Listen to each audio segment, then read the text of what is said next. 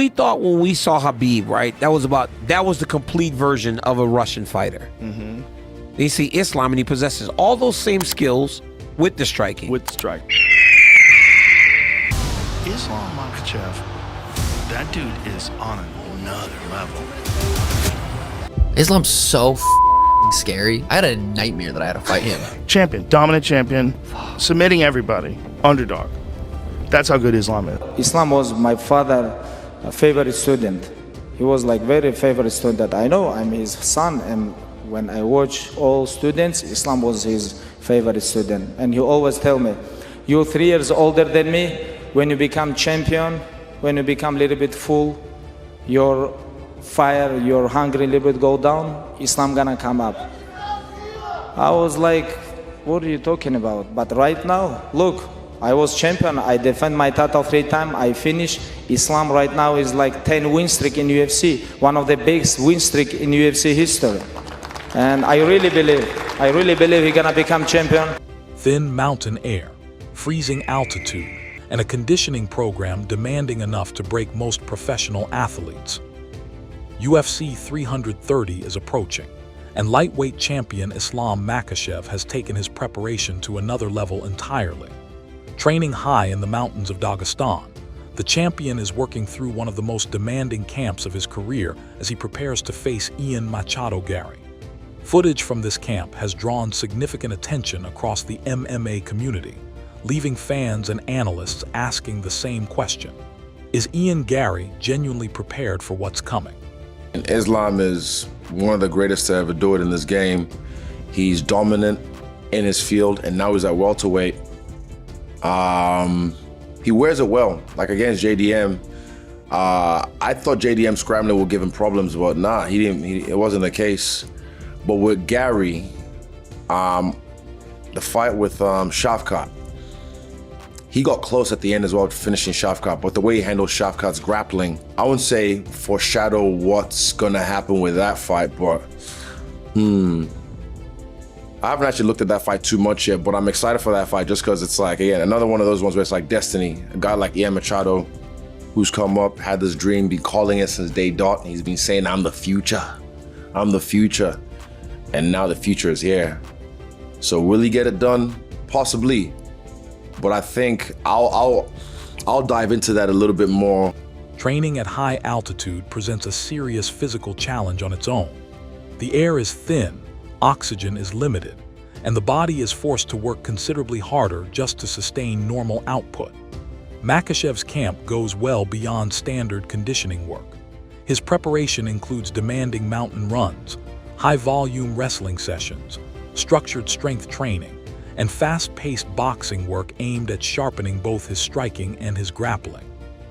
It's often said that training camps in Dagestan are more physically demanding than the fights themselves, and this camp reflects a fighter leaving very little to chance.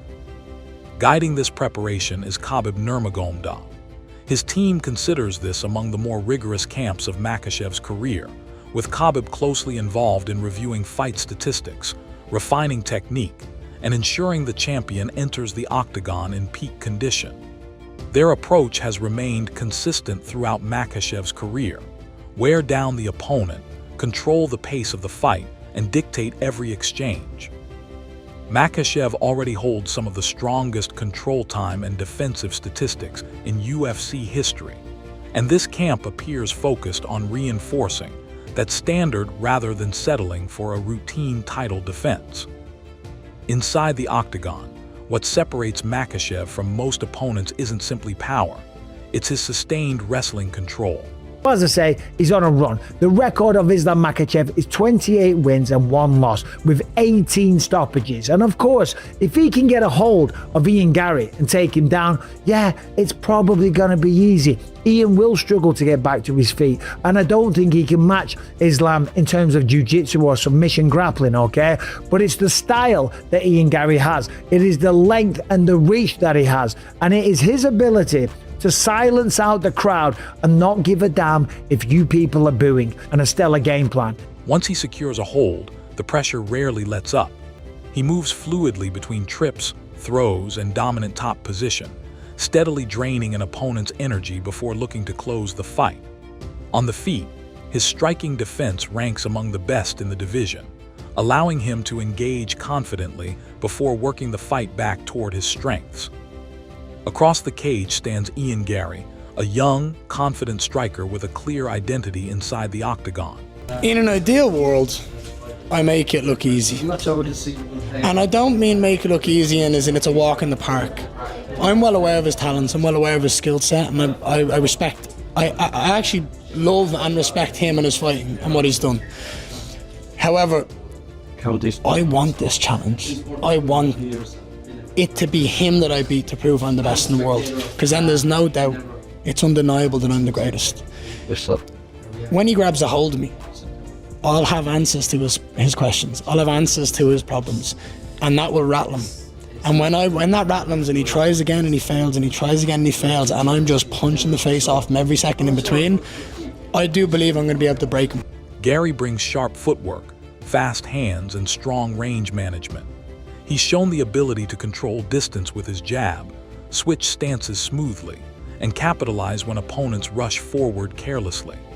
Facing Makhachev, however, presents a challenge that very few fighters in the sport have solved. The central question in this matchup comes down to distance and takedown defense.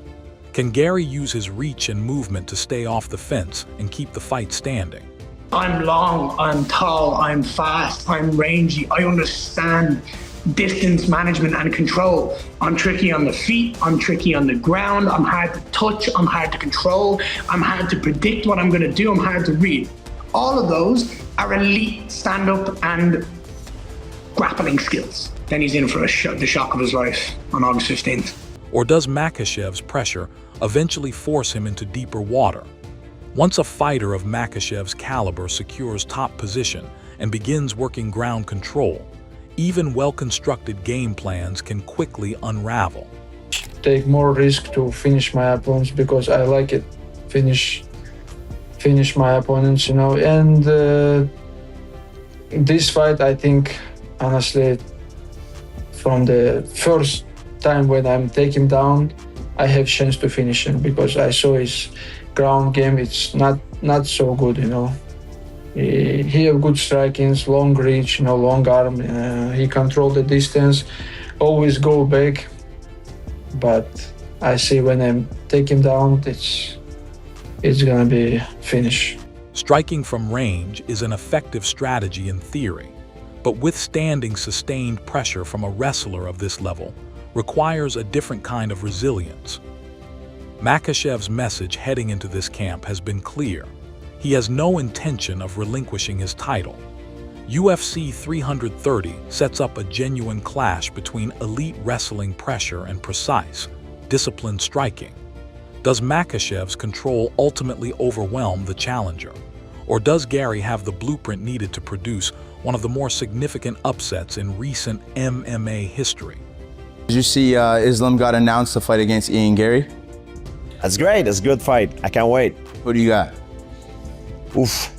Well, if Ian Garry is able to maintain the fight standing up, that's, I'm sure, his game plan. He's gonna have an edge. But Islam, if he takes him down, he's able to put him down, it's gonna be his fight. Yeah. Garry, Islam Makhachev. Islam Makhachev, too tough for Garry. Garry has a good striking. I think on the striking, Garry, on the long distance with his kicks, he can make problem for Islam, but Islam has a good timing of takedown. He's gonna take him down and most likely submit round number 3, 4. Yeah. Who do you think comes out on top at UFC 330? Share your prediction in the comments below. If you enjoyed this breakdown, consider liking the video and subscribing for more fight analysis. We'll see you in the next one.